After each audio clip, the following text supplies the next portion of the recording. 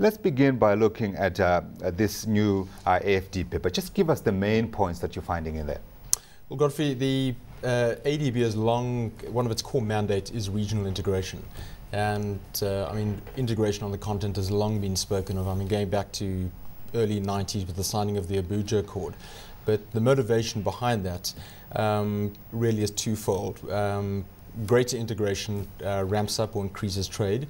And then also resources on this continent aren't conveniently apportioned equally. So it's a question of whether it be hydropower or minerals or any other thing, trying to exploit those to the maximum benefit of the continent. Do you get a sense that they found something new here? I mean, we know they've been talking about regional integration for a long time now. When the building blocks were first established, your COMESA, your SADC, your ECOWAS in West Africa, etc. And yet, African intra-trade remains extremely small in the proportion of Africa's trade with the rest of the world. Is there something new in here that we ought to be looking at? Well, Godfrey, I think this paper articulates or puts forward specific interventions which are new. Okay. What you bring up, I think, is particularly relevant. I mean, this strategy is aligned to some of the ongoing initiatives, including NEPAD.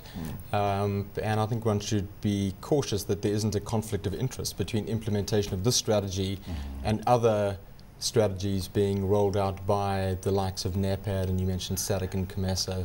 But that's always been the problem in Southern Africa, isn't it? I mean, if you look at Southern Africa, you're looking at SADC, right? And then in addition to that, you've got COMESA, and in addition to that, you also add the East African community, where members of that region are also members of COMESA and SADC.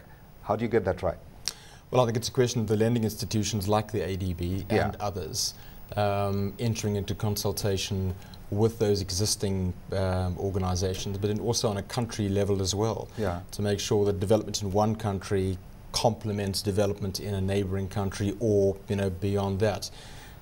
Resources are scarce, and what you don't want is to find projects competing against each other, which would compromise broader development. Yeah. Does the paper get it right in trying to get SADC going again, Southern Africa going again?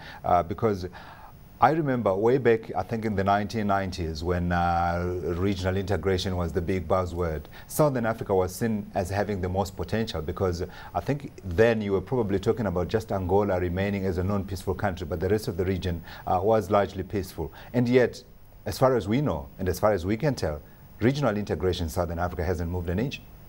Well, Godfrey, I don't want to use the word underachiever, but you look at, and I'll use hydropower let's use it, Andrew. As an example. It's an underachiever, Southern Africa. Right. I mean, Southern Africa has got a third of the hydro generating potential on the continent, and less than 10% of that has been exploited. And there are other examples as well.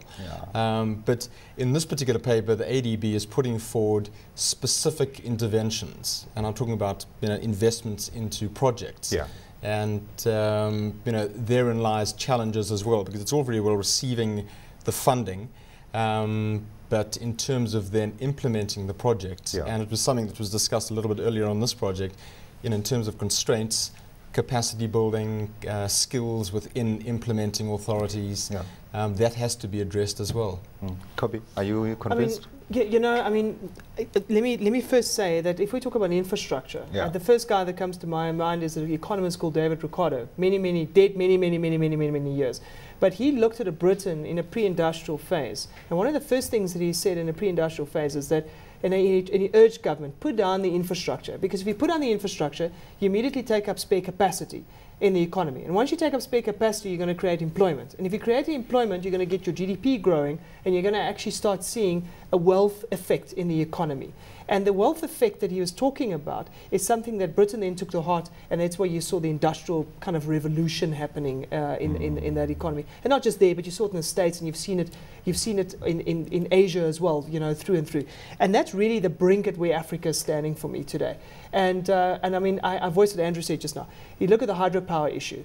It needs infrastructure, and it needs spending. And if you put the spending behind it, well, you're going to drive down potentially your average, electricity tariffs, for instance, which can then spur on growth. So certainly infrastructure should be a major focus for African countries. Would I be wrong if I said it's the politics stupid, if you like to use an old expression? Would I be right? Because when I look at it, we've had the JSE trying to get Southern African regional exchanges to work with it.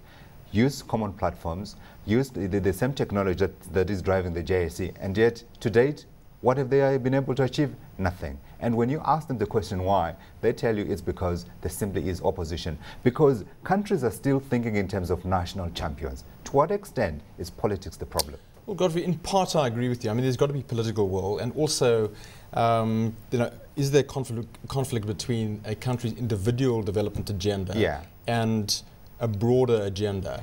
And frequently, I think that is the case, which needs to be addressed. And if I can come back to this question of implementation, if you've got a regional project, in terms of rolling it out, do you apportion responsibilities to individual implementing agencies in country, or do you say, hold on, we'll come up with special vehicles, institutions to roll these things out? So, you know, it's an intricate and complex problem.